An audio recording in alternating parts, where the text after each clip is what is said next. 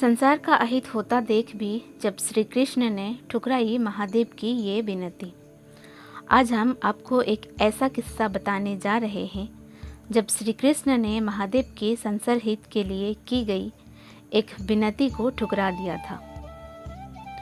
भगवान शिव और श्री कृष्ण एक दूसरे के आराध्य हैं और एक दूसरे के हृदय में वास करते हैं। जिस प्रकार महादेव हर क्षण श्री कृष्ण की छवि को स्मरण कर अंतर्धान रहते हैं, ठीक उसी तरह श्री कृष्ण भी महादेव के ध्यान में मग्न हो जाते हैं। धार्मिक और पौराणिक कथाओं में इस बात का उल्लेख भी मिलता है कि किस प्रकार से दोनों ने सदैव संसार हित के लिए एक दूसरे की सहायता की है और अनूठी एवं अद्भुत लीलाएं रची है। लेकिन एक समय ऐसा भी आया था जब महादेव के आग्रह को श्री कृष्ण ने ठुकरा दिया था। हमारे एक्सपर्ट ज्योतिषाचार्य डॉक्टर राधाकांत वत्स ने हमें इस रोचक कथा के बारे में बताया, तो हमने सोचा कि आपको क्यों इस दिलचस्प कहानी से दूर रखा जाए। हेलो दोस्तों, स्वागत है आप सभी को मेरे यूट्यूब चैनल पर। आप सब कैसे हैं? आशा करती हूँ अच्छे और स्वस्थ होंगे। मेरे वीडियो को लाइक शेयर करना बिल्कुल भी ना भूलें और जो चैनल पर नए हैं वो चैनल को सब्सक्राइब करना बिल्कुल भी ना भूलें और अपना आशीर्वाद और प्यार मुझ पर ऐसे ही बनाए रखें। और मेरा वीडियो आपको कैसा लगता है ये कमेंट में लिख के ज़रूर बताएं, ताकि मैं आप सभी के लिए और अच्छे वीडियो ला सकूं। तो चलिए जानते हैं इस कथा के बारे में। द्वापर युग के अंत में कुछ ही समय शेष रह गया था जब महाभारत का युद्ध हुआ। महाभारत ग्रंथ में इस बात की जानकारी मिलती है कि ये युद्ध कितना भयंकर और कितना विध्वंस था। इस युद्ध के बाद कुरुक्षेत्र की वो धरती पूर्ण रूप से लाल रंग की हो गई थी। यहाँ तक कि युद्ध क्षेत्र का वो हिस्सा इतने युगों पश्चात भी लाल ही है। युद्ध समाप्त तो हुआ और अधर्म पर धर्म की विजय भी हुई, लेकिन पूरे संसार में इस युद्ध का ऐसा प्रभाव पड़ा कि पृथ्वी से लेकर अंबर तक चारों ओर नकारात्मक ऊर्जा का संचार बढ़ गया और अपने हिस्से की भूमि या कोई भी वस्तु पाने के लिए लोग युद्ध का सहारा लेने लगे। पृथ्वी पर ऐसा दृश्य देख भगवान शिव को अत्यंत दुख हुआ।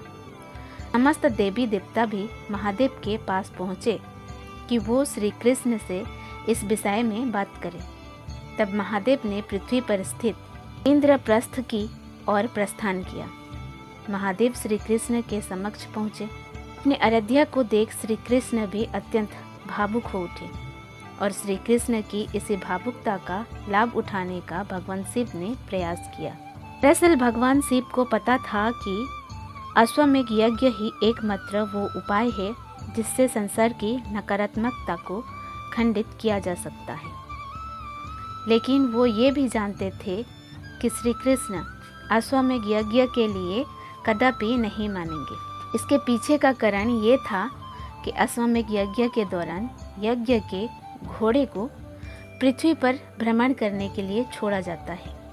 वो घोड़ा जिस स्थान से गुजरता है वो स्थान अश्वमेघ यज्ञ करने वाले राजा के अधीन हो जाता है और जब घोड़ा पुनः लौट कर आता है तो उस अश्व की बलि दी जाती है।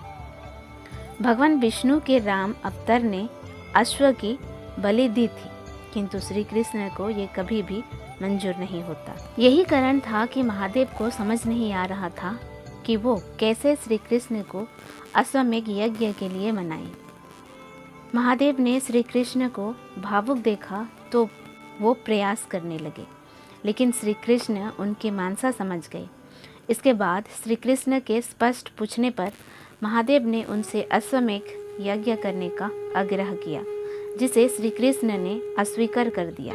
महादेव निराश हो गए और बलदाऊ के पास कान्हा को मनाने की विनती लिए पहुंच गए। बलदाऊ के भी लाख कहने पर जब श्री कृष्ण नहीं माने, तब महादेव और बलदाऊ ने अन्य उपाय सोचने का निर्णय लिया।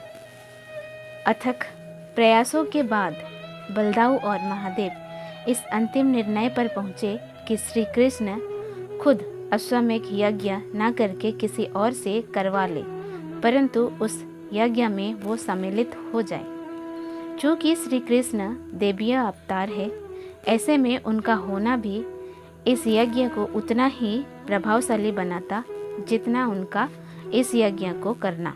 महादेव ने श्री कृष्ण से यही बात बोली और श्री कृष्ण मान गए। श्री कृष्ण ने इस यज्ञ के लिए पांडवों को चुना और उन्होंने इस यज्ञ में मुखिया के रूप में बैठने के लिए युधिष्ठिर को आदेश दिया। इसके बाद युधिष्ठिर यज्ञ में बैठे और यज्ञ संपन्न हुआ। यज्ञ के संपन्न होने के बाद संसार में पुनः शांति स्थापित हुई। तो ये थी श्री कृष्ण के महादेव की बात ना मानने की वजह। अगर आपको ये स्टोरी अच्छी लगी हो तो इसे लाइक, शेयर और सब्सक्राइब करना बिल्कुल भी ना भूलें। Thank you.